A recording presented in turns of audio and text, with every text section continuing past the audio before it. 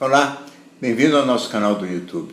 Hoje eu vou falar um pouco tentando responder uma pergunta que é muito comum que se faça, contestando uma afirmação comum. As pessoas falam assim: nada acontece por acaso. É fato que nada acontece por acaso? Essa é a pergunta dessa mensagem. Na realidade, eu acho que existem muitas coisas que acontecem por acaso. Quer dizer, o indivíduo trombar um carro na rua não é algo que estava predestinado ou definido, e muitas coisas acontecem por força da pura probabilidade estatística.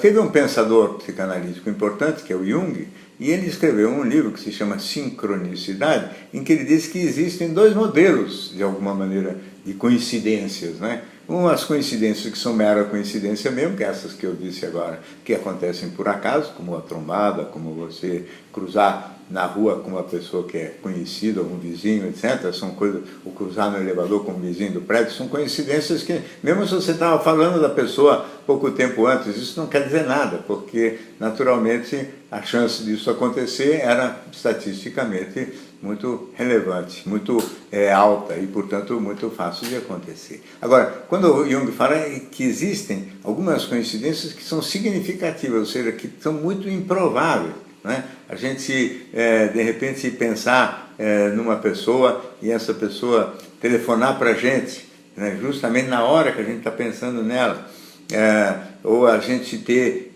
vamos dizer assim, uma sequência de acontecimentos improváveis acontecendo um atrás do outro. Mais ou menos recentemente, um indivíduo nos Estados Unidos, eu acho, ganhou na loto 3 vezes seguida, né? A probabilidade disso acontecer é muito, por acaso, por mero acaso, é muito pequena. Então dá a impressão de que existe alguma variável interferindo mesmo. E essa variável o Jung tenta estudar, e não é bem esse o assunto aqui, porque isso tudo acontece muito pouco, não é? Agora, a verdade é que as pessoas gostam de se sentir seguras com a ideia de que todos os acontecimentos têm um processo que tem uma causa, que tem um efeito e que tem suas finalidades. Quer dizer, tudo tem uma causa, tudo tem um efeito e uma finalidade. Isso tudo dá segurança, serenidade, parece que fica lógico, fica calmo, o mundo fica ordenado. A gente fica sempre muito pior quando vê o mundo da incerteza, né? E o mundo das leis fixas é um mundo que agrada. Quando o Newton, por exemplo, estabeleceu todas as leis dos movimentos, né, isso mais ou menos depois do Renascimento, século XVI e XVII, então essas leis todas, elas agradavam as pessoas porque inclusive eram vistas, e ele mesmo falava nessas leis como leis de Deus, quer dizer, leis que Deus usou para definir o movimento, né? Então era tudo muito causa e efeito, dado uma determinada força colocada em cima de um objeto, ele vai andar a uma determinada velocidade, etc. Tudo isso agrada aos ouvidos, as pessoas gostam das coisas com finalidade também, né? E a ciência quase que viveu em torno dessas leis fixas até muito recentemente, sempre fugindo do acaso, fugindo da ideia de que tem muito mistério, muita coisa que a gente não tem controle. Em psicologia é a mesma coisa, né? Na psicologia psicanalítica tem muito isso, a influência da família define, vamos dizer, determinado padrão na infância, esse padrão vai acompanhar o indivíduo depois e vai ser o causador de determinados sintomas posteriores.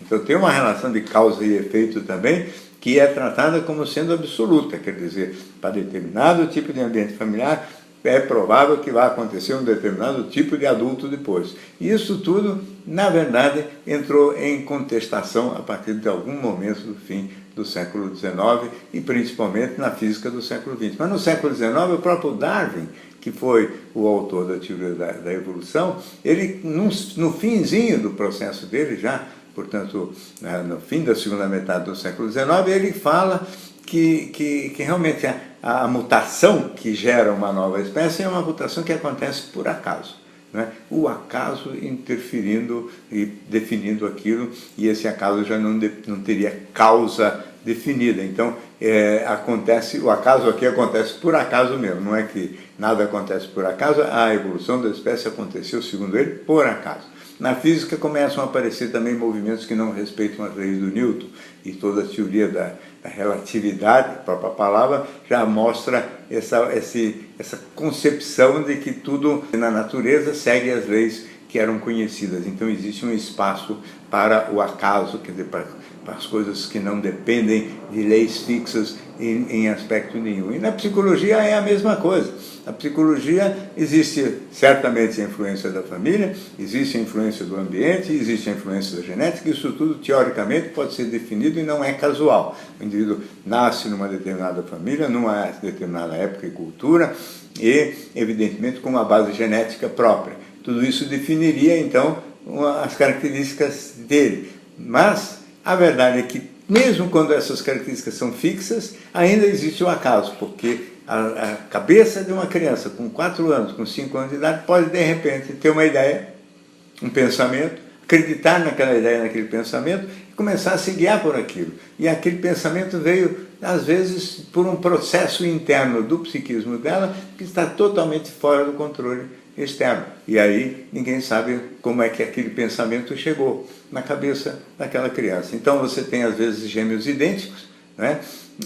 Que, portanto, vivem com o mesmo ambiente familiar, mesmos pais, mesma cultura, de base genética idêntica, até mesmo irmão, porque um olha para o outro e vê irmão quase igual, né? E de repente um começa a desenvolver um jeito mais generoso, o outro desenvolve um jeito mais estourado, mais imaturo, porque parece que de repente eles se identificam com personagens diferentes. E por que se identificam assim? Porque eles decidiram lá na cabeça deles. Um deles pode evoluir, vamos dizer assim, eroticamente na direção homoerótica e homoafetiva, e o outro não. Isso não é raro, e ninguém sabe também como explicar esses encaminhamentos, que obviamente não tem só base nem genética nem cultural, porque ambos vivem o mesmo contexto e algum pensamento, alguma coisa aconteceu na cabeça de um ou de outro que definiu mudanças de rumo. Então esse acaso existe na psicologia o tempo todo, né? O indivíduo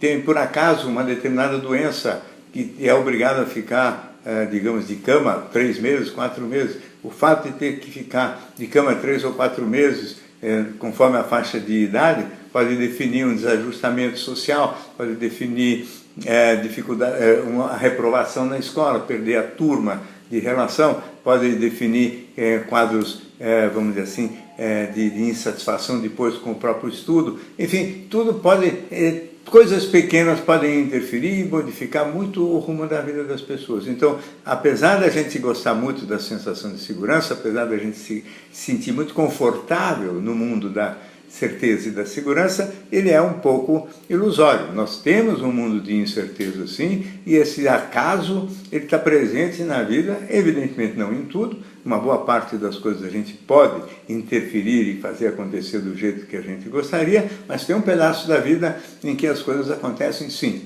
por acaso e de um jeito que não há como controlar e não há como definir, a não ser observando os fatos e se rendendo, de certa maneira, a ele. O mais importante é a gente entender o seguinte: o acaso cria uma sensação de insegurança, porque as leis fixas deixam a gente seguro. E essa insegurança faz com que a gente busque explicações, às vezes precipitadas, para coisas que a gente não tem como explicar. E quando a gente ainda não sabe explicar alguma coisa, ao invés de tentar resolver a insegurança, atribuindo isso a algum nexo causal, quer dizer, isso é assim por causa daquilo, etc., e tem essa finalidade, melhor a gente aceitar que não sabemos interpretar aquele fenômeno, que aquilo aconteceu por conta de variáveis que a gente ainda não conhece, segundo ritmos que talvez a gente tenha que atribuir mesmo a mero jogo das casualidades ou das coincidências. Então, a gente tem que ter um pouco mais de humildade e não querer decodificar o mundo, a vida e principalmente a psicologia humana exclusivamente em termos de causa, efeito e finalidade. Tem outras variáveis incluídas na vida e uma delas é o acaso, quer dizer, as coincidências que dependem de sei lá o quê. Muito bem, essa é mais uma participação aqui no nosso canal do YouTube. Se você gosta, inscreva-se. Quase toda semana temos novidade por aqui. Até a próxima.